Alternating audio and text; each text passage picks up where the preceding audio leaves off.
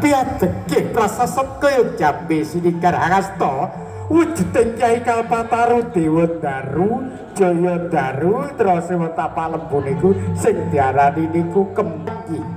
sasana niku wis ngarani panggonan panggih kanjeng panggih dimanten ketos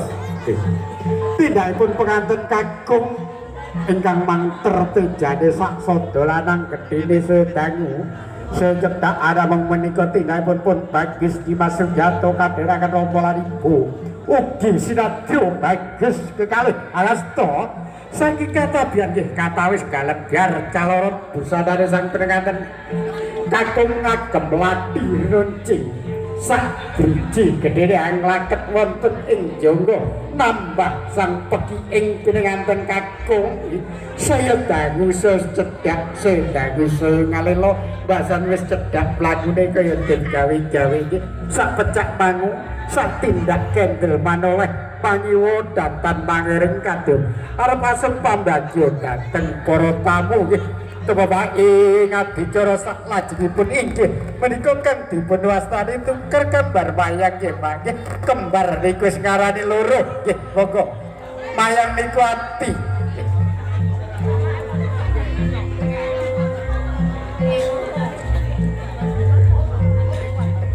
katon kumawi astane pengantin putri kang ambalang gantal napa to werdining gantal benangan pengantin kekalih namung dipun pundhut suruh matemurose lumaing dalah kurepe kang putri kang dipun wastani gondang kasih lajeng kakung kang dipun wastani gondang tutur lho artine napa pengantin putri saged maring kasih dhateng sang binagis nggih semanten ugi sang binagis sak kecap kali kecap saged maring pitutur dhateng ingkang garwa nggih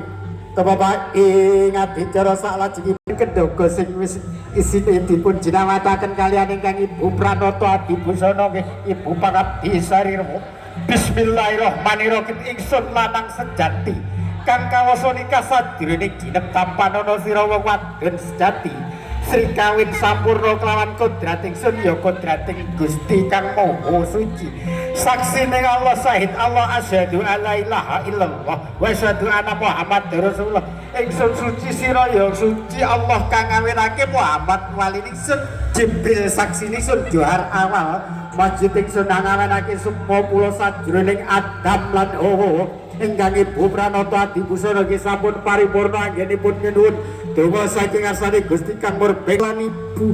monggo Kang Mas kula wasuh hampean panjenengan lho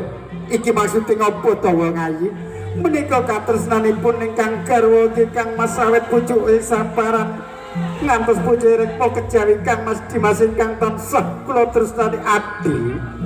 pun kakang adoh tekan Tlogosari ana ing tapak lembu mung kejaba edisi tiane sing ndak tersani ayo jumeneng ngomong ayo jumeneng niku napa emansipasi wanita ya yen ndodok ya ben padha cedhake lamun ngadeg ya ben padha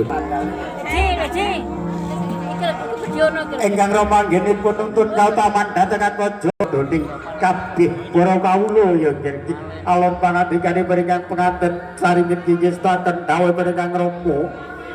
ingkang romanggenipun nuntun kautaman sampun dumugi wonten ing palenggahan nggih tepapaing adicara Mbak nggih menika kang dipun wastani tetimbangan lan pangkon ingkang Rama Edi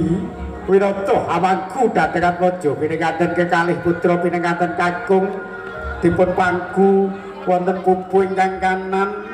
pengantin putri ingkang kiring Ibu Tias Pinarak wonten ing palenggahan kalih alon pangandikadi mriku anggenipun nuntun kautaman nimbang dhatengan praja pinenganten kekalih Mbak Tias Pinarak wonten ing Mbak Tias Pinarak ndak tahu Pinarak duduk ya duduk nggih alon pangandikan